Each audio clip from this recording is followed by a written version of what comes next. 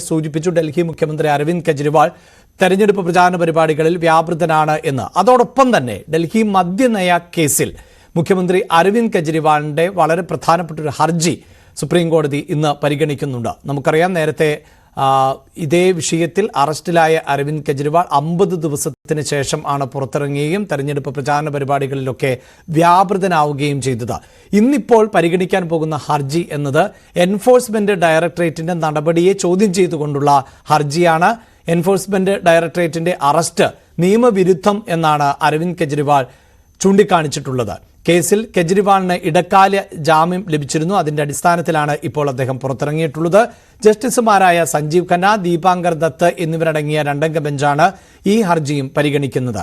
അറസ്റ്റിനെ ചോദ്യം ചെയ്ത് കെജ്രിവാൾ നേരത്തെ ഡൽഹി ഹൈക്കോടതിയെ സമീപിച്ചിരുന്നുവെങ്കിലും ആ ഹർജി തള്ളുന്ന ഒരു സാഹചര്യം ആണ് ഉണ്ടായത്.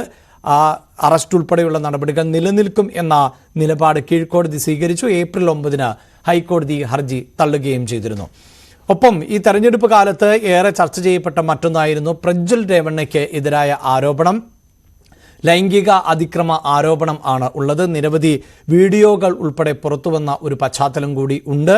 അത് വലിയ തോതിൽ ഈ തെരഞ്ഞെടുപ്പ് കാലഘട്ടത്തിൽ NDAക്ക് പ്രതിസന്ധി സൃഷ്ടിച്ചിരുന്നു.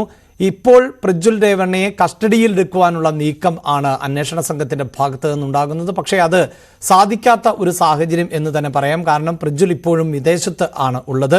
പ്രജ്വൽ രേവണ്ണ ജർമ്മനിയിൽ നിന്ന് തിരിച്ചെത്തിയേക്കും എന്നുള്ള സൂചനകൾ വരുന്നുണ്ട്. കാരണം കഴിഞ്ഞ ദിവസം ലഭിച്ചിരുന്ന വിവരങ്ങൾ അനുസരിച്ച് ഇന്ന് പ്രജ്വൽ രേവണ്ണയുടെ അറസ്റ്റ് ഉണ്ടായേക്കും, അല്ലെങ്കിൽ കസ്റ്റഡിയിലെടുക്കുന്ന നടപടി ഉണ്ടാകും എന്നാണ് കരുതിയത്. പ്രജ്വൽ രേവണ്ണ 12:05 മ്യൂണിക്കിൽ നിന്ന് പുറപ്പെട്ട് അർദ്ധരാത്രി 12 ബാംഗ്ലൂരിലേക്ക് എത്തും എന്ന സൂചനകളുണ്ടായിരുന്നു. പക്ഷേ രേവണ്ണ സഞ്ചരിക്കുന്നു അല്ലെങ്കിൽ സഞ്ചരിക്കും എന്ന് പ്രതീക്ഷിച്ച വിമാനത്തിൽ അദ്ദേഹം ഉണ്ടായിരുന്നില്ല എന്നാണ് മനസ്സിലാക്കാൻ സാധിക്കുന്നത്.